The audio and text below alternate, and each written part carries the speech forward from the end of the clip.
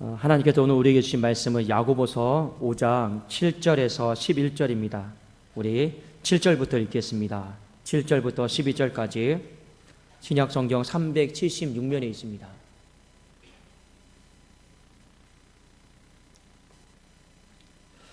우리 7절 제가 먼저 읽고 우리 마지막 한 절씩 교독하면서 마지막 절은 같이 읽도록 하겠습니다. 그러므로 형제들아, 주께서 강림하시기까지 길이 참으라. 보라, 농부가 땅에서 나는 귀한 열매를 바라고 길이 참아 이른 비와 늦은 비를 기다리나니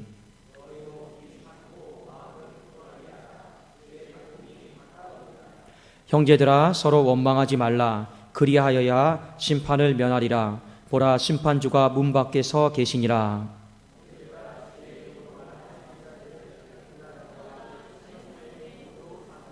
우리 11절 말씀 같이 읽겠습니다. 시작. 보라, 인내하는 자를 우리가 복되다 하나니 너희가 욥의 인내를 들었고 주께서 주신 결말을 보았거니와 주는 가장 자비하시고 긍휼히 여기시는 이시니라. 아멘.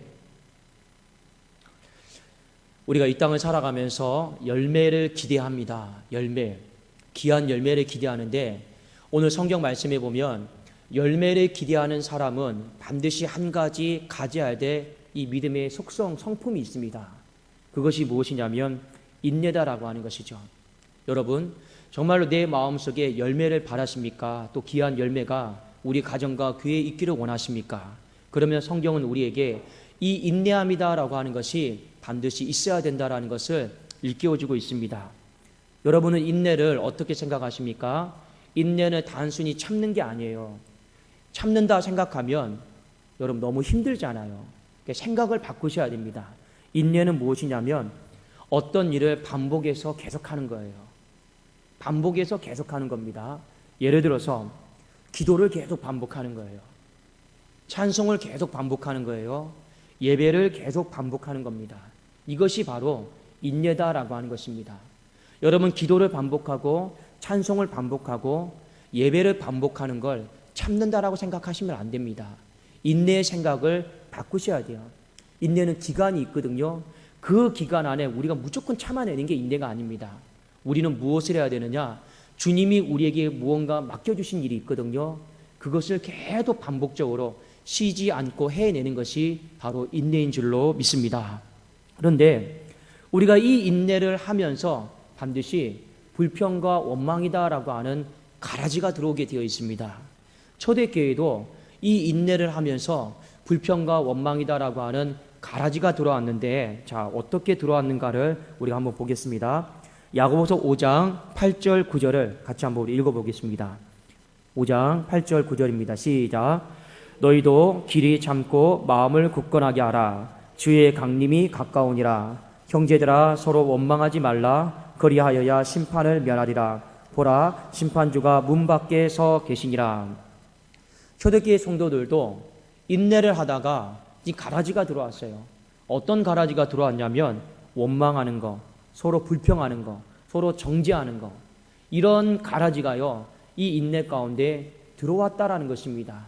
그런데 이 야고보서를 쓴 사도가 뭐라고 이야기했습니까? 심판주가 멀리 계시지 않고 이미 문 밖에 서 계시다. 그러니까 초대교회 성도들이 어떤 불평을 했습니까? 주님이 과연 오시는가?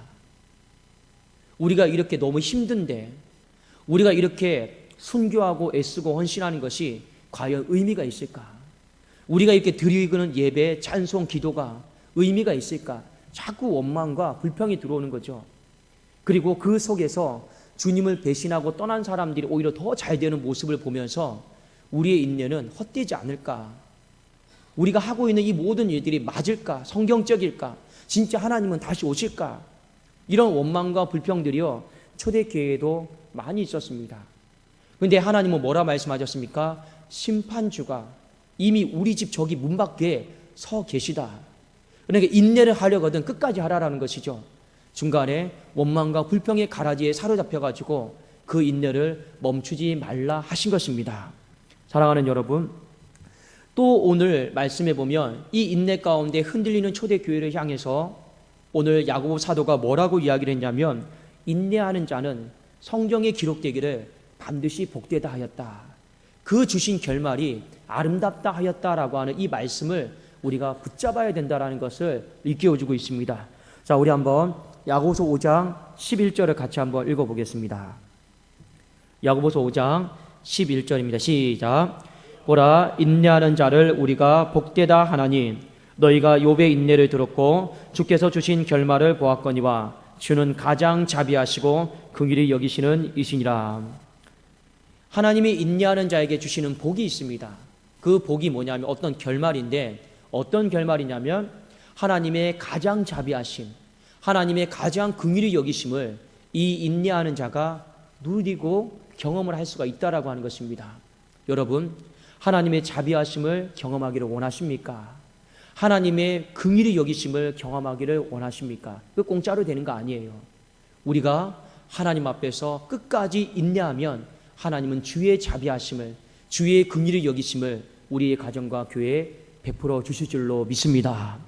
그런데 오늘 야고보 사도가 이 야고보서를 다 마치면서 우리가 이 땅에서 인내를 해야 될 것 중에서 가장 인내를 해야 될 부분이 있다라고 하는 것을 이 야고보서 마지막 절에 기록을 하고 마쳤습니다. 여러분 한번 생각을 해보십시오. 농부는요, 좋은 열매가 나기를 기대하면서 인내하고 있습니다. 여러분이 이 땅을 살아가면서 무슨 열매가 생기기를 가장 소망하면서 살아가고 있습니까? 하나님은 우리가 어떤 열매를 가장 귀하다 여기고 그 열매를 바라보면서 나기를 소망하고 있을까요? 오늘 야고보 사도가 이 인내에 대해서 먼저 이야기를 하면서 우리가 가장 인내해야 될 것에 대해서 오늘 성경에 적고 이 야고보서를 마쳤습니다. 자, 한번 우리 19절, 20절을 같이 한번 읽어보겠습니다. 자, 우리 5장 19절, 20절입니다. 함께 읽겠습니다. 시작. 내 형제들아, 너희 중에 미혹되어 진리를 떠난 자를 누가 돌아서게 하면 너희가 알 것은 죄인을 미혹된 길에서 돌아서게 하는 자가 그의 영혼을 사망에서 구원할 것이며 허다한 죄를 덮을 것임이라. 아멘. 하나님이 우리에게 가장 귀한 열매다라고 우리가 생각하기를 원하는 것이 무엇이냐면 영혼 구원입니다. 죄인이요, 돌아오는 거예요. 하나님께로 돌아오는 것. 이것만큼 귀한 열매가 없다라고 하는 것입니다. 여러분, 하나님이 우리에게 영혼이 돌아오는 것, 죄인이 하나님께 돌아오는 것, 이것이 가장 귀한 열매다라고 말씀해 주셨습니다. 여러분, 그 가장 귀한 열매를 우리 모두가 다 간절하게 사모할 수 있기를 주의 이름으로 축원합니다. 이거는요, 특별한 사람만 사모하는 게 아니에요.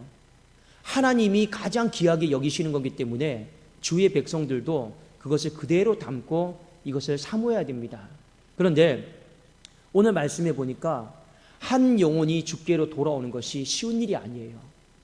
쉬운 일이 아니에요. 그래서 이 영혼이 돌아오도록 하기 위해서는요, 누군가의 인내가 필요하다라는 것입니다. 누군가 그 영혼을 부르짖고 계속 이름을 불러가면서 기도를 반복하는 인내, 그 영혼을 놓고 작정하면서 기도하는 인내, 그 영혼을 향해서 정말로 애쓰고 찾아가고 인사하는 그런 인내, 그것이 우리 모두에게 있어야 된다라고 하는 것을요, 하나님이 일깨워 주신 것이에요. 그렇게 해도 여러분 돌아올까 말까 한다라는 것입니다. 여러분은 영혼을 향해서 얼마나 인내를 하고 있습니까? 이 영혼 구원을 향해서 한 죄인이 주께로 돌아오는 것에 대해서 여러분 포기하셨습니까? 아니면 계속 부르짖고 기도하고 외치고 있습니까? 제가 이 사택에서 나오다 보면 제일 먼저 맞닥뜨리는 건물이 이 승리 빌리지다라고 하는 건물이 있습니다. 여기 한 가정이 이사를 왔어요. 근데 제 마음속에는 여기 가족이 식구가 5명이 있습니다. 근데 다 처음부터 등록을 하면 얼마나 좋겠습니까? 그런데 5명의 이 식구가 이사가 왔는데 거기에 어머니, 그러니까 1명만 등록을 한 거예요. 4명은 등록을 안 한 거예요. 근데 제 마음속에 어떻게 여러분 했냐? 사택에서 나올 때마다, 새벽에 나올 때마다, 또 집에서 나올 때마다 그 가정의 식구들 이름을요 다 불러요. 하나님, 아무개 성도, 저 가정의 아무개 성도, 저 가정의 아무개 딸, 저 가정의 아무개 딸 주께로 돌아오게 해주세요. 매일이에요. 매일. 하루도 쉬지 않고 매일매일 합니다. 어느 날에 이런 생각이 들더라고요. 하나님, 이 이름을 부르고 선포하는 것을 제가 언제까지 해야 됩니까? 그런 마음이 들어요. 근데 하나님은 어떤 마음을 주시냐? 계속 부르라는 거죠. 그런데 정말로 하나님이 계속 불렀더니 11월 18일 날 그 가정에 두 딸이요 등록을 했어요. 이제 5명에서 이제 3명 이제 등록을 했으니까 2명만 부르면 되잖아요. 참 감사하더라고요. 나오면서 3명, 4명 부르다가 2명만 부르는 것도 얼마나 감격스러운지요. 그래도 이제 남아있는 우리 남편과 시모 이름만 이제 부르짖고 기도를 하고 있습니다. 저는 마음속에 확신이 있어요. 하나님이 그 두 사람도 같이 다시금 죄인의 자리에서 의인의 자리로 하나님 앞에 예배드리는 자리로 나오게 될 줄로 믿습니다. 그런 마음이 있습니다. 중요한 것은요, 우리가 가장 귀한 열매가 영혼 구원인 줄로 믿고 그것에 대한 여러분 인내를요 그치지 말아야 된다라고 하는 것입니다. 성경에 보면 이 인내를 가장 잘했던 사람이 오늘 대놓고 욥이다라고 우리에게 가르쳐주고 있는데, 욥의 결말이 어떠했는지, 하나님이 그 사람에게 얼마만큼 가장 자비하심을, 긍휼하심을 보여주었는지 성경을 통해서 보라라고 우리에게 일깨워주고 있습니다. 그 결말이 여러분 어떤가를 한번 같이 볼까요? 자, 우리 성경 한 문절 찾아보기를 원하는데 욥기서 1장 3절을 보겠습니다. 자, 우리 구약 성경 욥기서 1장 3절입니다.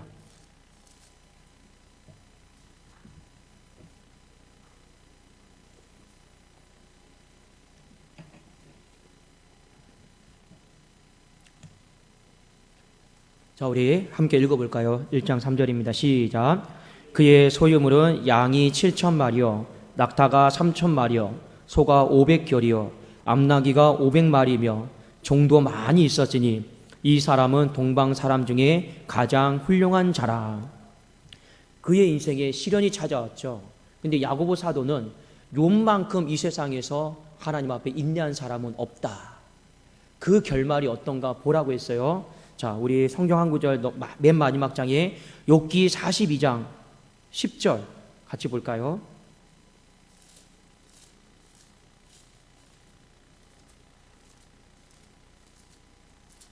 자, 욥기 42장 10절입니다. 인내하는 자에게 주신 결말이에요. 42장 10절 같이 읽겠습니다. 시작. 욥이 그의 친구들을 위하여 기도할 때 여호와께서 욥의 곤경을 돌이키시고 여호와께서 욥에게 이전 모든 소유보다 갑절이나 주시니라 하고, 자, 우리 12절 한번 읽어봅시다. 자, 12절. 자, 이 말씀을 붙잡으세요. 함께 읽겠습니다. 시작.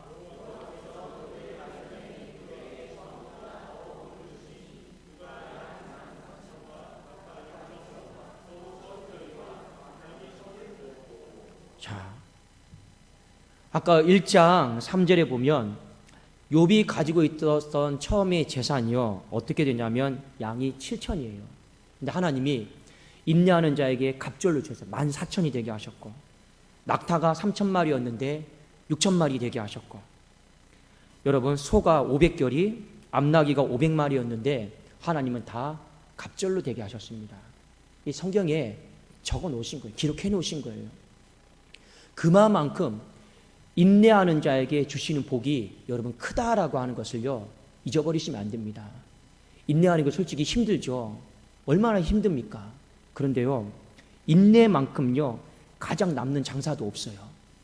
인내가요 부자 되는 비결입니다. 인내가요 축복을 받는 비결입니다. 이거요 돈도 안 들이고요 그냥 인내하면 되는 거예요. 여러분 그렇습니까? 안 그렇습니까? 인내하는데 누가 돈 달라고 합니까? 그런데 안 해요.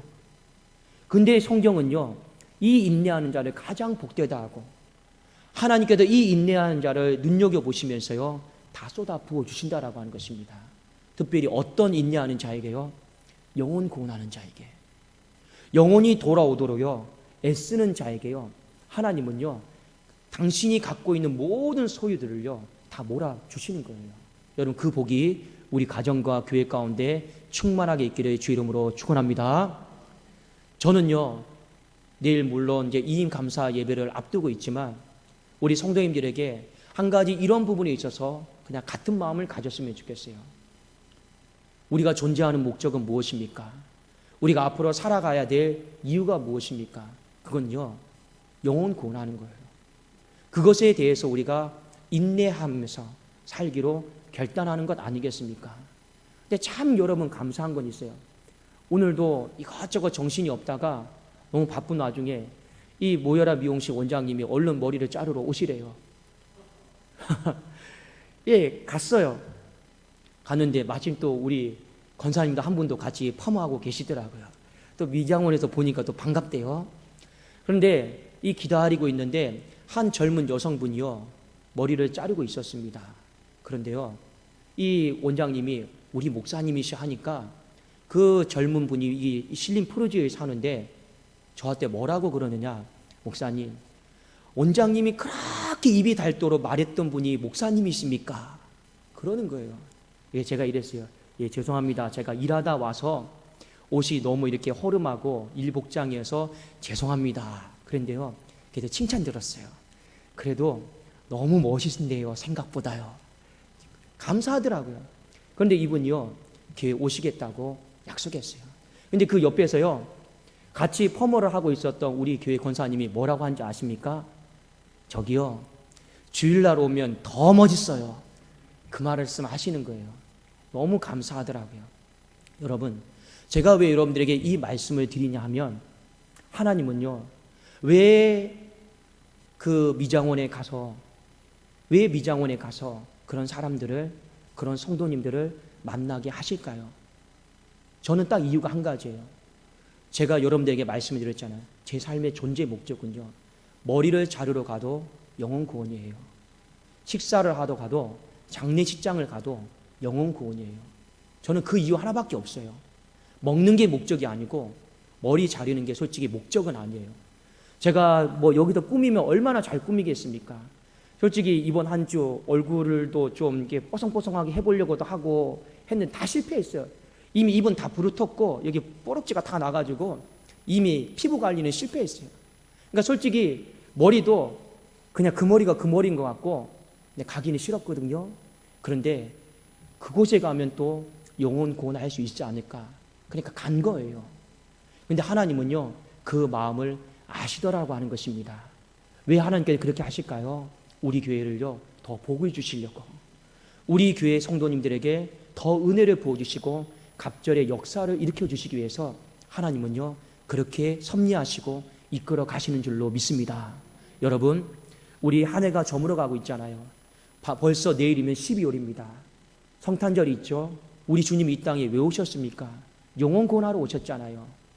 주님이 영혼 구원하러 오셨는데 우리도 같은 마음을 가지고 내 가족의 영혼 구원을 위해서, 내 주변에 있는 사람들의 영혼 구원을 위해서 우리가 그 같은 마음을 갖는 것이요 하나님께서 우리에게 허락하신, 또 우리에게 살아가기를 원하는 모습이 아닐까. 여러분 그것을 잘 기억하시고 이 11월 한 달을 여러분 그런 마음으로 잘 마무리하십시오. 그러면 하나님이 그런 마음으로 잘 마무리하고 인내하는 자에게 반드시 복을 주시고 그 결말을 갑절로 아름답게 해주시는 축복이 있기를 예수님의 이름으로 축원하고 선포합니다. 우리 이어서 막바로 오늘은 찬송하고 기도하도록 하겠습니다. 나의 영혼이 잠잠히 하나님만 바라며 우리 찬송하겠습니다.